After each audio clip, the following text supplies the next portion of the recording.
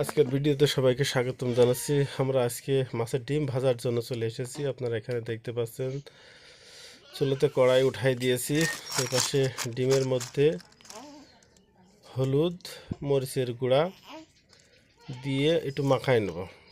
তাহলে এর মধ্যে সব জায়গাতে ঝালটা এবং হলুদটা সুন্দর মতো চলে যাবে, কালারটা ভালো হবে এবং স্বাদটাও ভালো হবে ঝালের কারণে। আমরা কিন্তু এর মধ্যে লবণ দিচ্ছি না, আমরা চুলাতে বা যে মশলাটা ভাজবো তার মধ্যে দিয়ে দেবো। এটা একটি সম্পূর্ণ ভিন্নধর্মী। আমরা কড়াই তেল দিয়ে দিলাম, এটার মধ্যে পেঁয়াজ আর মরিচ দিয়ে সুন্দর মতো ভেজে নেব, একেবারে পোড়া পোড়া মতো। কোনো ধরনের রস এই পেঁয়াজ এবং মরিচে থাকবে না। আমরা এর মধ্যে কিছু পরিমাণ হলুদ লবণ দিয়ে নিচ্ছি। দেখতে পাচ্ছেন যে আমাদের পেঁয়াজ আর মরিচটা ভাজা শুরু হয়ে গেল। এটা বেশ সময় নিয়ে ভাজবো, কারণ এটা দিয়েই মনে করেন যে ভাত খাওয়া হয়ে যাবে। ডিমটা মুখরোচক আর কি, স্বাদ লাগবে একটু বেশি বেশি। মানে লক্ষ্য করে দেখবেন যে বেশ সময় ভাজার পর আমাদের পেঁয়াজটা পোড়া পোড়া কিন্তু একটা ভাব চলে এসেছে।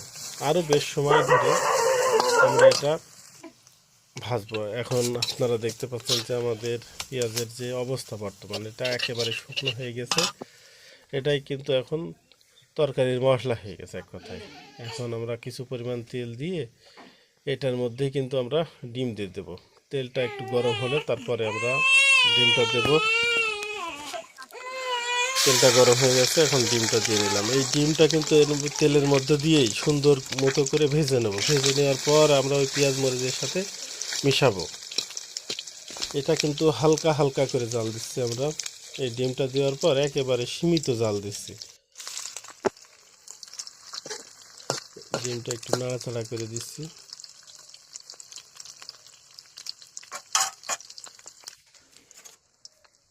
আমাদের ডিমটা এক পাশ হয়ে গেছে, এখন আমরা উল্টাই দেবো। আপনারা লক্ষ্য করলে দেখবেন যে ডিমটা কিন্তু সুন্দরভাবে হয়ে যাচ্ছে, পড়ছে না, কারণ আমরা জালটা সীমিতভাবে দিচ্ছি। এখন যদি একটু জোরে জাল দিই তাহলে কিন্তু এটা পুড়ে যাবে, এটা আর খাওয়া যাবে না। যার কারণে হালকা হালকা জাল দিয়ে এই ডিমটা সুন্দর মতো ভেজে নিচ্ছি। ভেজে নেওয়ার পরে ছোটো ছোটো করে তারপরে পেঁয়াজ আর মরিচের সাথে মিশাই দেব। এখন আমরা একটু ডিমটা ভেঙে ভেঙে নিচ্ছি, যাতে সব জায়গায় সুন্দরভাবে ডিমটা সিদ্ধ হয়ে যায় এবং ভাজা হয়ে যায়। বেশ সময় ধরে এভাবে থাকবে ইনশাল্লাহ।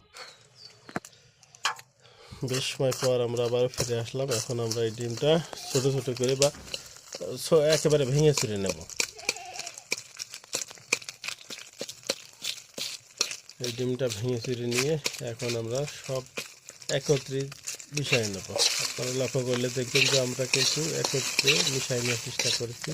এখন যদি আমরা বেশি জাল দিই তাহলে ডিমটাও পুড়ে যাবে, আর যে পেঁয়াজ আর মরিচটা আগের তো পোড়া পোড়া মতো আছে, আর একটু হিট হলে কিন্তু আর এটা আর খাওয়া যাবে না। যার কারণে একেবারে সীমিত জাল দিয়ে এটা এর সাথে সুন্দর মতো মিশিয়ে নেব। এই ডিম ভাজা আমাদের চ্যানেলে ফার্স্ট টাইম, হয়তো বা অনেক ভুল ভ্রান্তি হতে পারে, অনেকে অনেকভাবেই ভাজতে পারেন, কিন্তু আমরা আমাদের একেবারে সাদামাটা বাসার যে রান্নাটা সেটাই তুলে ধরার চেষ্টা করি, বা সেটাই এর এর ভিতরে ধরি। কিন্তু অন্য অনেক কিছু বা অনেক বিভ্রান্তিমূলক কোনো কিছুর মধ্যে দেওয়ার চেষ্টা করি না। আমাদের ডিম ভাজাটা হয়ে গেছে, এখন আমরা উঠাই নিচ্ছি। এখানে আমরা ডিম ভাজাটা উঠাই নিয়েছি। আমাদের ভিডিও দেখার জন্য সকলকে ধন্যবাদ।